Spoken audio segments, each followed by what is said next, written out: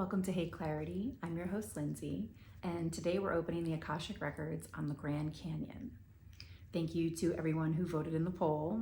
I've been wanting to do a reading on the Grand Canyon for a while, so I'm excited to dive into this one.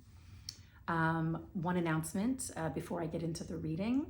My books are open, so you can book personal readings, personal Akashic Records readings, 30-minute phone sessions, 30-minute Zoom sessions, 1-hour phone sessions, and 30-minute pre-recorded sessions. So all that information will be in the description box below. You can just visit heyclarity.com and check out the website for all the details there.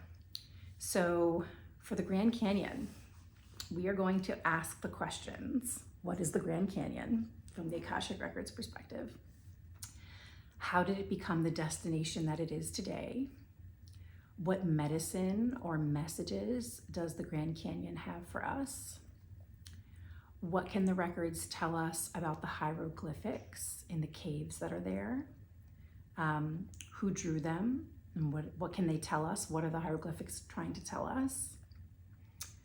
How can we support and preserve the Grand Canyon? And then what's the most important message we need to know? Let's get into it. First question. What is the Grand Canyon?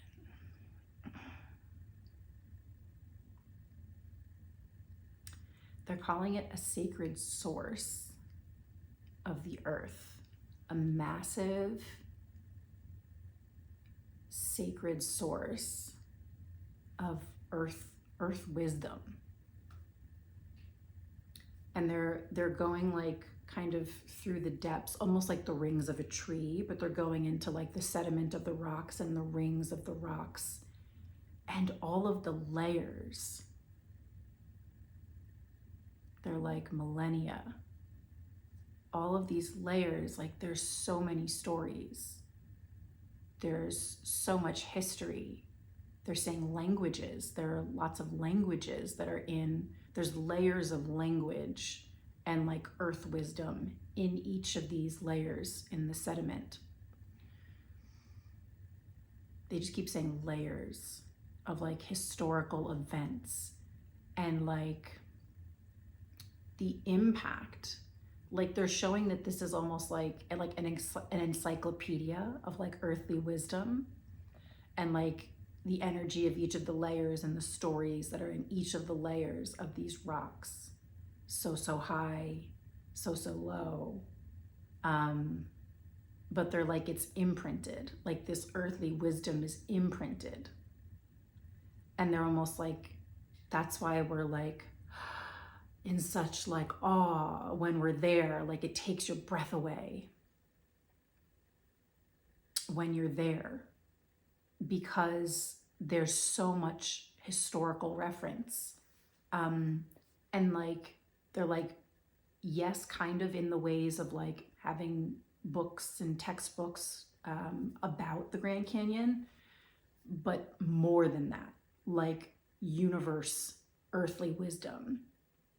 It's almost like they're showing a reflection at the base of it, almost like a reflection of like water, of like the stars in the land, like water. The stars reflecting at the bottom of it.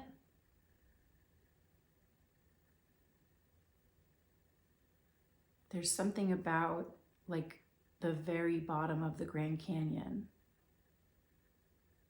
and like reflections of this like universal wisdom. One more time, what is the Grand Canyon?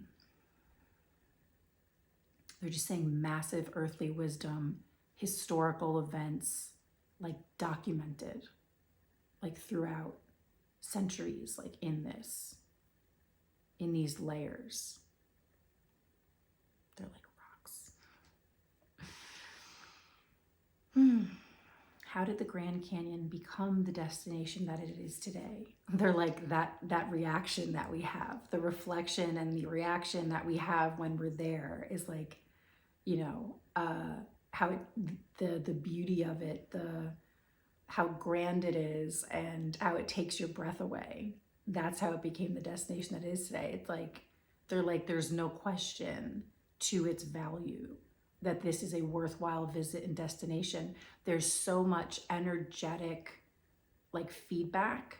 There's like a feedback loop. There's an informational feedback loop that maybe we can't fully express or comprehend when we're there, but we can see it, we can feel it. So it's almost like when you're there and you're looking at everything, this like massive information field of earthly wisdom is like speaking back to you. And so they're saying this like energetic wisdom, information, energetic information that we receive, and these reflections, they're like of who we are in relationship to the earth, even in like the idea of scale, you know, putting ourselves in perspective when we see macro, micro, and when we are so tiny in comparison to the vast landscape in front of us when we're there. They're just saying reflections and like reactions of awe, and how that awe takes your breath away, how that information, that massive encyclopedia of earthly wisdom takes our breath away. That's how it became the destination that it is today. It's so impactful. There's like massive impact on people and animals and plants. Like it has this earthly wisdom that has an impact on us. What medicine or messages does the Grand Canyon have for us? What medicine or messages? They just said a limited experience. There's so much more to you than you are, they're saying. There's so much more beyond you, beyond us. The expansive, like massive, again, they keep saying information field of earthly wisdom. It's like you have this view, again, with the layers and like the rocks, and however close or far you are like looking at these rock formations, you're reading information kind of whether you know this or not. And it feels overwhelming. There's almost a feeling of like the same way that like working in the universal information field of the Akashic Records to some can feel very overwhelming because it's everything that's ever existed in the universe ever, right? It's something so expansive that we can just be like, you can't handle it. It's almost like that on the earth plane. They're like in the material world. There's so much historical evidence. There's so many historical events that are embedded in the rocks, in the land that's there, the plants and the animals that have been there. So the medicine or messages is that limited experience of life. And they're saying not to minimize, but to remind you that there is so much more. There's so much more experience out there. There's so much more to see. Vast experiences of life, they're saying. It's like we read this document when we're there. We're getting this information, this source, this sacred source of information when we're there, that's reminding us that there's so much more than we know. And there are endless possibilities, endless beauty, so many things to see, so many things to explore, all of the adventures, the highs and the lows. They're saying high level, low level. You know, you can stay up high and see things, you know, from a higher vantage point, or you can go deep down below and like touch the earth and, you know, what's down there, and like how does it feel above and below and everything in between. They just keep saying like sacred source. It's like sacred source of information and messages. And it could be so overwhelming that it's hard to find the expression of it or expression for it. And so just being there and almost allowing for that blast of awe to, they're saying, embrace and envelop you. They're like, be enveloped by the awe and the beauty of this experience. You are receiving more information than you realize. Or you may have that realization that you are receiving all this information. Like, it's almost like, what's your capacity to receive universal or sacred sources of wisdom, or this is earthly wisdom? Whatever your capacity is for that is how much you can take in from this awe-inspired experience of life while you're there.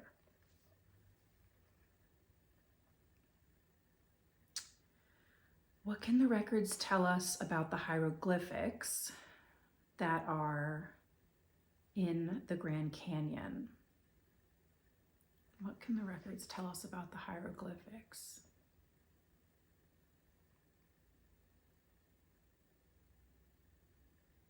It's a little bit of trying to convey those sacred sources of experience, like into the structures, into the rocks, into the land. And it's a little bit of like how people may carve, like, I was here, you know, so-and-so was here, into a rock or a tree. It's this idea, they're saying limited existence, and maybe really feeling that when they were there. They're saying that this, like, the origins of the hieroglyphics are like of some of the earliest people, the earliest persons, they're saying. They're like, yes, indigenous, but even like before that, like whatever that means before that, like the earliest people, the earliest person. And the same way that we might write books about how we experience the world and walk in the world and our ideas and how we tell stories or share historical documentations, like at this time, it's like their version of like encyclopedias, but also like marking the experience. Like, I was here and this is what was here when I was here. This is what I see while I'm here. And they're saying like thousands of years ago, right? So they're even saying millions. They just keep saying it's like our limited experience and maybe our confusion or overwhelm or obsession with like our existence of like,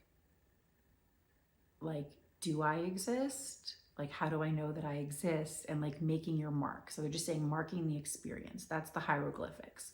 The earliest people, the earliest persons who got there were almost like marking their territory, but not in a way where it was like destructive or disrespectful. It was meant to be almost like they're saying like co-creating with the land, and like marking the experience of sharing in existence with the earthly wisdom. So it was a mix of, this is what's happening in the human experience, putting it on the walls, on the rocks, and also trying to express and convey the awe of this beautiful experience, that take your breath away experience. So it may have also been their way of trying to convey how they were interpreting that information at that time. Anything else about what the hieroglyphics tell us? They just kind of keep showing this like carved in, like, I was there, I was here, we were here, we existed at this time. And so it's just marking this experience of life. How can we support and preserve the Grand Canyon? They just said no highways, like really fast. How can we support and preserve the Grand Canyon? They're showing like when there are like interstates or roadways with heavy, fast moving vehicles, forms of transportation, that like the rock They're like embedded rock. Like when there's vibration and impact of vehicles and transportation around, it's like shaken up. It shakes up the rocks over time. They're like, yeah, like it's insanely powerfully strong, but also like over time, the vibration like cracks things. So they're showing like the ground being impacted by vibration. So less is more. What they're showing is like, if ideally the way to visit would be, there would be a more far away parking of vehicles and trucks and RVs and transportation, and the only ways in would be walking and hiking and maybe biking. They're just like gentler vehicles in, not the roaring of engines and that powerful vibration of trucks and RVs and things like that. So it's like the further back the transportation stays from this sacred source of earthly wisdom, the better for it long term. So there's like something about these ideas of like, are planes or helicopters landing down there? Like it needs to, they're saying, to be consistently respected as a form. And so construction, any, heavily vibrational equipment that could shake and break up the foundation, they're kind of saying like over time, like centuries, like this could continue to like break down. They're like this beautiful experience. So less is more. And also like, they're saying that like the quiet appreciation of like gently entering the space, so that you can, not having the sounds of like engines or people playing music. I don't know why they're saying that too. And like just the loudness of like electronics and technology and again, vehicles.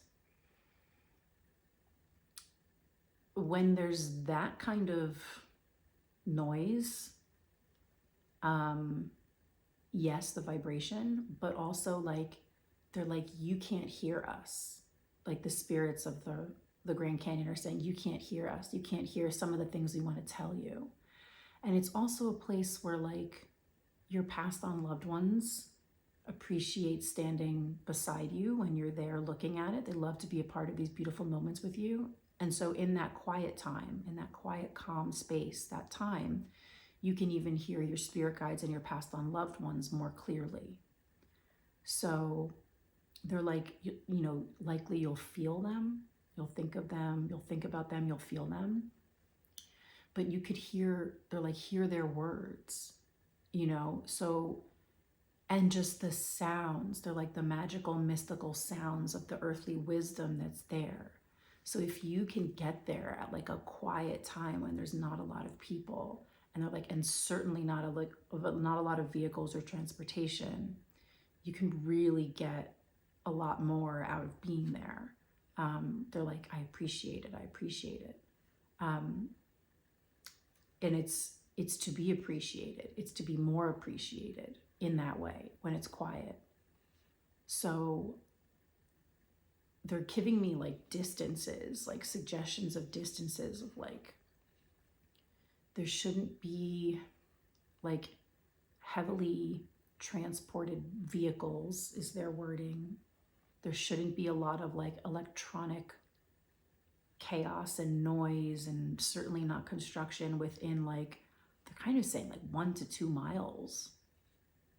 We should be like 1 to 2 miles out and take our time coming in. And it even enhances the transition of just like your everyday life and location and then you like transport through this portal vortex into this like quiet, magnificent space where you can walk and hike and camp quietly, and all this like just this gentle, they're saying it's a gentle place to be home. It's a place to feel at home. It's a place to feel connected to the earth and all of like the historical events that have been there. And you can sense it and you can feel it, even if you can't necessarily describe it or convey it. There's like all this almost like telepathic reading that's going on when you're there. And they're just like more information than you know, like more information than you can likely handle, but they're saying let yourself receive it in this quiet, calm time and like let it change you. Like there's like growth and evolving time that happens when you're there. They're even saying like, even if you're there for like a short visit, even if it's like on your way somewhere and you're just like stopping to look, you get that blast of awe and information. And it's like, I don't know why they're showing like matrixy stuff. Just kind of like how we read through realms, and this like impacts our realm. This connection, this communication, this experience of receiving the information of earthly wisdom. They're just like thousands of years. Okay, what's the most important message we need to know about the Grand Canyon? What's the most important message we need to know about the Grand Canyon?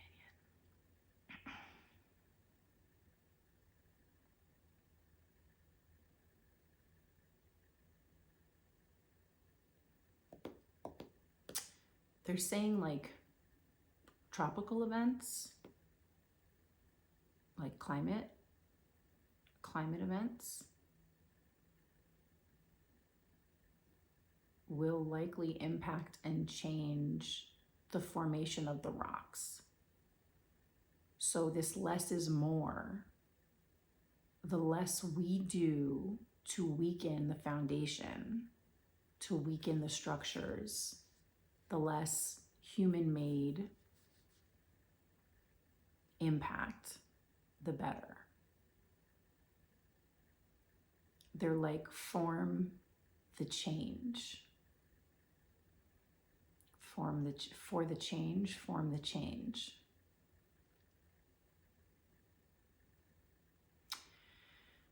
They're showing like all of our like national parks and our sacred spaces, sacred open land spaces of preservation, and how like everywhere and everything, it will be impacted by climate change. So they're like the devastation, the destruction, and the catastrophe of that. They're like mournful. We'll be mourning that. And so the less we contribute to weakening or contributing to destroying these lands, the less, they just keep saying less is more. Like less destruction, less impact, gentle footprint, walk, hike, bike. And they're even showing just like other kind of clever vehicles on wheels that don't require like the heavy engine,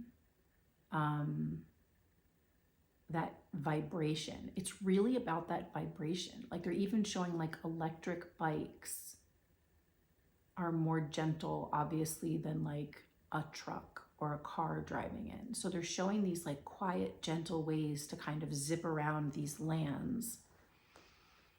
And they're like, if you're handicapped, like there are ways that we can have just gentle positioning and gentle forms of transportation and still appreciate these lands. But I'm just getting like more destruction and more devastation if we keep having our vehicles and our transportation, the vibration of that impacting the foundation of the earth. Wherever we go, they're saying. Wherever you go, with these sacred spaces, right? So the most important message is like less is more, and like take it back. And you're not taking away anything from the experience by having that. It's almost like a rite of passage to have that transition, that longer transition into these sacred spaces, into these sacred lands. So if you are 1 to 2 miles away from the entrance of any of these places and you're like, oh, I gotta walk 2 miles to get to the, whatever it is they're saying, that becomes a portal. That time, that transition becomes a portal of transformation, and it eases you in, and it adds to the experience. It just adds more. It makes it even more special, because they're almost saying like returning home. Like you're returning, they're saying, to human ages, a return to human ages when we were simplified. We walked on our own 2 feet. And they're like, sure, you use your bikes. Let bikes or electric bikes be your technology, but like simple and quiet. They're like, come up with like some innovative ideas of just being gentler, having gentler forms of transportation to get around these sacred places. But ideally, they're like, you want to use your 2 feet. And they're like, oh my goodness. And in safe places, they're like, oh, if you took off your shoes and you had your bare feet on the land, that would give you information too. They're like, almost like they keep saying human ages, like a return to our human roots, our human ages. Again, less is more. Like the more that you take off, to feel the land beneath your feet, to touch it, to touch what's around you, to smell, to hear, like the more simplified that you allow your experience to be, the quieter and calmer your time is in those experiences, they're like, the more impact you can have, the more impact you'll receive, the more information. Again, these historical events, you're just going to get these like downloads and messages and all this yummy medicine of earthly wisdom. So just like less is more, like less is the word. Like less is the word. I'm getting less is the word of the future. Being less impactful in harmful ways, right? More impactful in these positive ways. Gentler, more powerful impact. And they're saying like innovation, like you can do this. Anything else before we close? They're like, less is the word. Less is the word in the future. Less is the word for the future. Less is more. For like everything. They're like freedom. Like feel the freedom of that. And this return to the human ages. The more you can strip of excess, the more you can just be in the experience while you're visiting the Grand Canyon or any of these sacred lands. They're saying the more impressive, the more impactful, the more life-changing your experience will be. Okay? Very cool. So that was the Akashic Records on the Grand Canyon. I hope you enjoyed that. Let me know, have you been there? Let me know what your experience has been like when you've been to the Grand Canyon, and how some of that information might resonate with you now. Thank you so much for watching. I'll see you guys next time.